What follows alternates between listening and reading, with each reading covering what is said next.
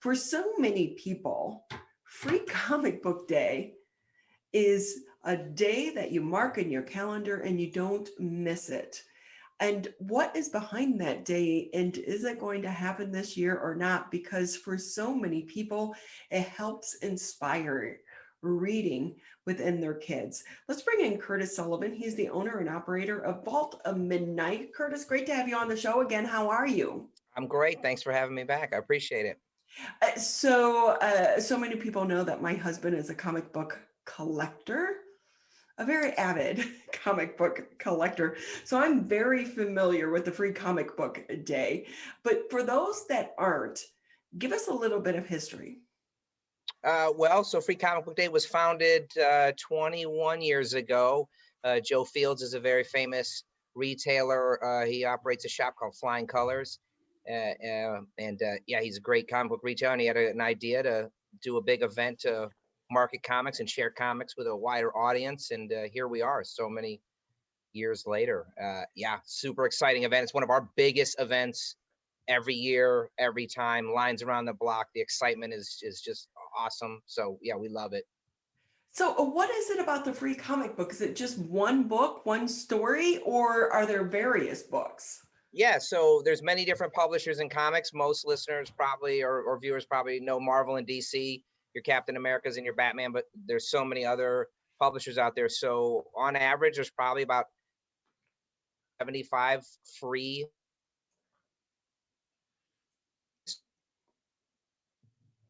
Marvel and DCs of the world, then all kinds of properties and manga properties. So a lot of things for folks to choose from. Stuff for kids, teens, stuff, variety. Yeah. So with that, Curtis Sullivan with us here on the MegaCast. He's the owner and operator of Vault of Midnight. And Curtis, is Free Comic Book Day happening this year? Because was it on hold last year? Yeah, so last year it was a little different. So normally it's one day. It's the first Saturday in May every single year. That's the date it's always been, with the exception of last year. And they moved it till later in the year, June, July, and we spread it out. So we kind of did Free Comic Book Wednesdays for a couple of months, for 2 months, to kind of like mitigate the crowds and still kind of do a Free Comic Book Day thing, but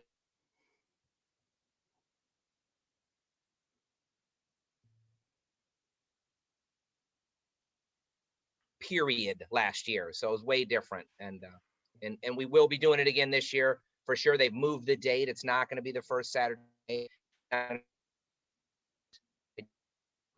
Hey, Curtis, if I can ask you, I think when you kind of move around, your internet signal goes in and out and we get a bit of delay. So, and that's okay. It's our world of technology right now. But when you're talking, if you cannot move, maybe that will help us so we don't get a drag in your interview. But you were saying this year it's going to be over a period of time. The logistics. It's going to be in August this year.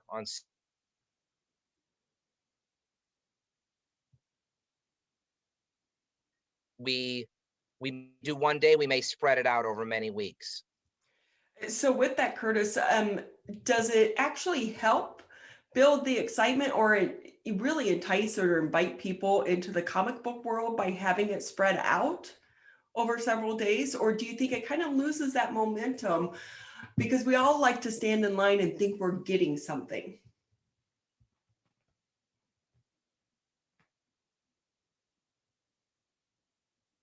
And there's other free giveaways, and sometimes we'll have entertainment.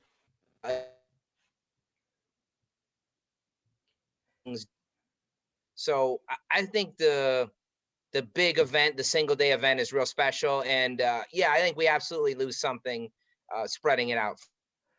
We have switched. Curtis Sullivan now joining us on the phone. Curtis, how are you again? I'm good. Can you hear me okay now? Yes, you're great now. Thank you. We're so sorry, but sometimes it has to do with some buildings. You can get a bit of a delay in your response.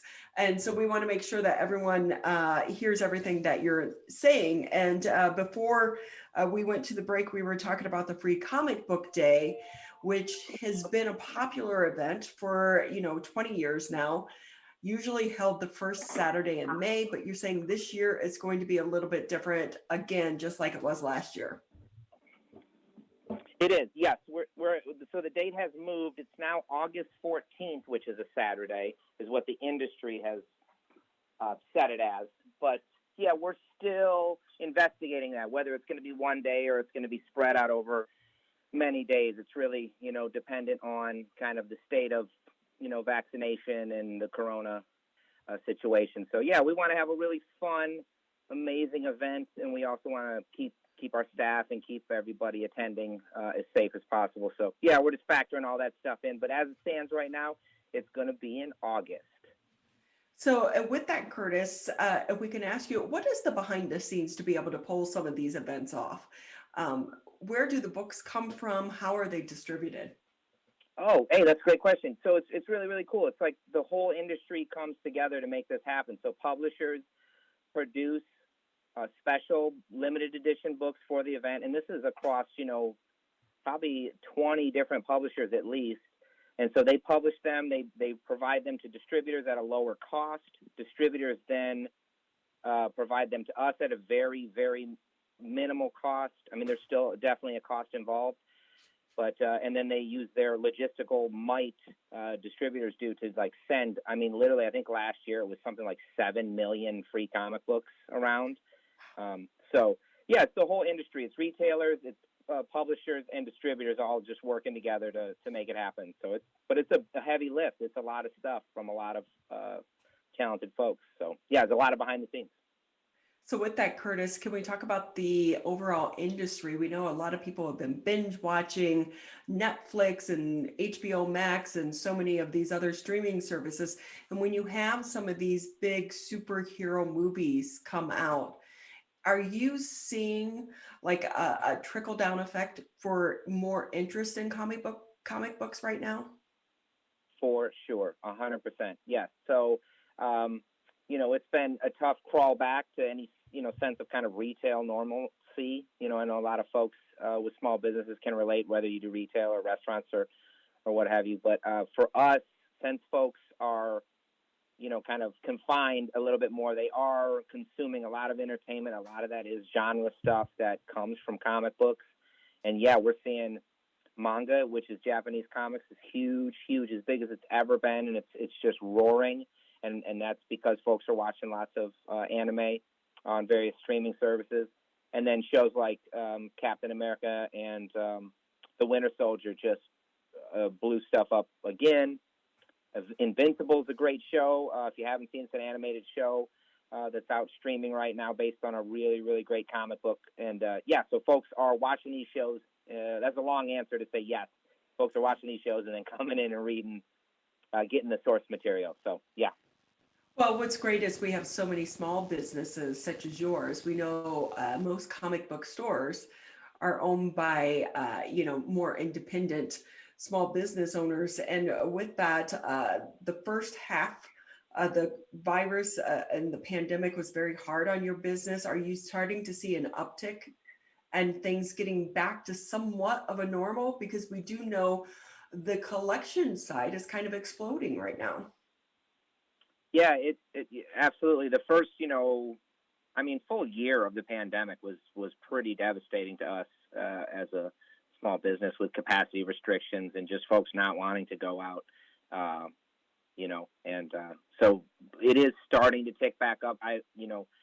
We're not quite there yet, but we're encroaching on some normalcy. So that's really exciting. And, a lot of the vaccine news and corona news. We're in Michigan, so we're in a tough situation in Michigan, but it seems to overall be trending positive. So we're really upbeat, I should say. Things are trending in the right direction for us sales-wise. How important has online sales been for your company throughout the pandemic? So we're really reticent to sell anything online. We have been, I should say, the whole time we've been a brick and mortar store. We're about to celebrate our 25th anniversary on July 1st. And So we've always just kind of put all our eggs, if you will, in that basket. We want to do brick and mortar retail as good as we can and really create an experience for folks that we think you just can't get online. Having said that, the pandemic came around, and yeah, we were forced to create a web store, and it's the first time we've ever done that. And it's been good. I will say, yes, we are having some online sales. It is supplementing our sales every single month, and it's just another tool to have. We are still wholly dedicated to brick and mortar. We feel that's where we're the best at that. So, and that face-to-face customer service, we just think is the way to go. But yeah, they've helped. And in those first early months of the pandemic, I mean, without online sales, oh my gosh, we probably wouldn't be here having this conversation. So. Well, we're glad you're still open and surviving. You're listening to 89.3 WBLD Orchard Lake, 88.1 WBFH Bloomfield Hills. And with that, Curtis Sullivan with us. He is the owner and operator of Vault of Midnight. I know you have 3 locations. Can you share with people where you're located and how they can get more information? Yeah. Oh, yeah. Follow us on social media. It's just at Vault of Midnight everywhere. If you want to find out about, we're still doing events that are all digital, but we do Book of the Month clubs, and we do creator interviews and all kinds of stuff on our social media channels. So you can find us online at Vault of Midnight on all the obvious, all the places everyone is posting. And you can find us in Ann Arbor, Michigan, right downtown, in Detroit, Michigan, right downtown, and Grand Rapids, Michigan, right downtown. And our web store is vaultofmidnight.shop. So if you can't make it to one of our locations, check out our web store. We think we've done a really good job kind of curating stuff. So even if you're not super familiar with comic books and you want to read some cool stuff, you want to jump in for the first time, we've sort of created this site in such a way that we think even new readers can find interesting stuff. We highlight things we think are really accessible and cool. So I'm with you though, Curtis. I still like to go to the bookstore and just browse the aisles. There's no replacement of that online.